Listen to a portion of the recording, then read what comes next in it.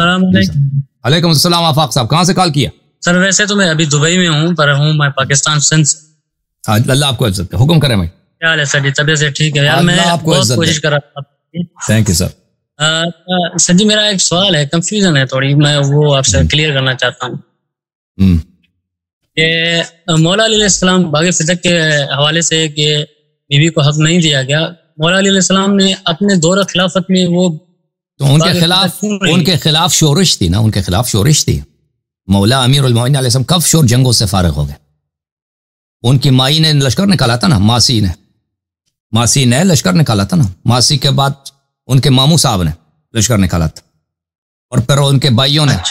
हाँ, आखिर तक उन जंगों की हालत में कब वो फारिग हो? उनकी कुल हुकूमत है 4.5 साल।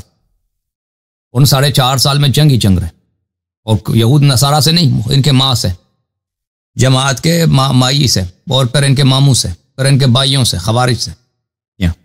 वो फारिग ही नहीं रहे, हमेशा जंग के हालात होते थे। अच्छा, सुलह हसन पे आपका क्या मौक़िफ़ है? अगर सुलह हसन हो गई तो हमें सुलह करनी चाहिए ना?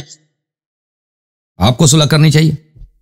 किससे सुलह करना आपने? सुलह इमाम हसन ने सुलह की जो माविया के साथ। आप क्या समझते हैं किस लिए सुलह किया? वो तो आपसे ही मैं पूछने आया हूँ, इसका थोड़ा आप मुझे बता दें। तो हुआ यह था कि इमाम हसन अलैहिस्सलातु वस्सलाम के लश्कर के जनरलों ने माविया से रिश्वत लिया था, और उन्होंने माविया को खत भेजे थे कि आप जब चाहें हम इमाम हसन अलैहिस्सलाम को हाथ बांध कर आपके सामने पेश करेंगे। और उनके फौज का सालार था उबैदिल्लाह इब्न अब्बास, उनके चचा का लड़का। वो कुछ पैसे लेके वो खुद माविया से जाके मिला था, और फौज के अफराद ने खुद इमाम हसन अलैहिस्सलाम पे हमला किया था, उनके पैर मुबारक को खंजर मार के जख्मी किया था, उनको कत्ल करने की कोशिश की थी। और ये मुख्तार था मदायन में, ये भी लालच में आ गया था। इसका चचा मदायन का, जब इमाम अलैहिस्सलाम जख्मी हो गए थे, इसका चचा मदायन का गवर्नर था, तो उसने अपने चचा से कहा था कि माविया तो बड़े पैसे दे रहा है, अभी बेहतरीन मौका है, इमाम हसन अलैहिस्सलाम जख्मी है, इसको पकड़ के बांध के लेके जाते हैं माविया के पास, वो इधर करीब ही तो है, उसका लश्कर करीब ही है, वो इतना पैसा हमें देगा, ठीक है ना। तो इराक के लोगों ने गद्दारी की, इराक के लोगों ने, इमाम हसन अलैहिस्सलाम के लश्कर ने गद्दारी की, और माविया आ जाता, यही होता, इमाम हसन अलैहिस्सलाम असीर बन जाते, पकड़ लेते, या और फिर वो सबको कत्ल, सब इराक के लोगों को, शियों को कत्ल आम कर लेता माविया।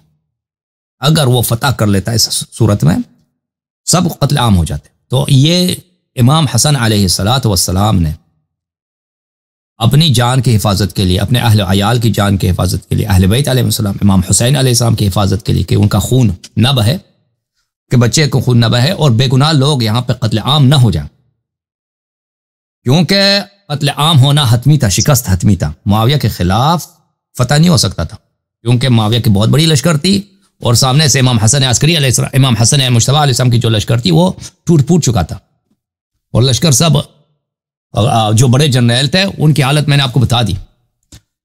तो वो तो इमाम हसन मुज्तबा अलैहिस्सलातु वस्सलाम ने उस वक्त एक ही रास्ता था उनके सामने, या जंग करते, जंग मुमकिन नहीं था, जंग मुमकिन नहीं था, और वो शहीद हो जाते, इमाम हुसैन अलैहिस्सलाम भी शहीद हो जाते, सब अहले बैत शहीद हो जाते, और इराक के सब लोग मर जाते। करबला में 72 मरे थे ना, 72 शहीद हुए थे। हाँ, माविया 72 नहीं 7 लाख लोग को कत्ल कर लेता इराक में, और बहुत आसानी से कर लेता, सब कत्ल आम हो जाता। अच्छा, और सर मैंने अब सुना ही नहीं भाई, इसने बात काट दी, समझ नहीं आई बात। नहीं, वो मैं समझ गया आपकी बात में। सही क्या नहीं किया इमाम हसन अलैहिस्सलाम ने? बेशक सही किया, और वैसे भी देखा जाए तो शरायत पे नहीं हुआ।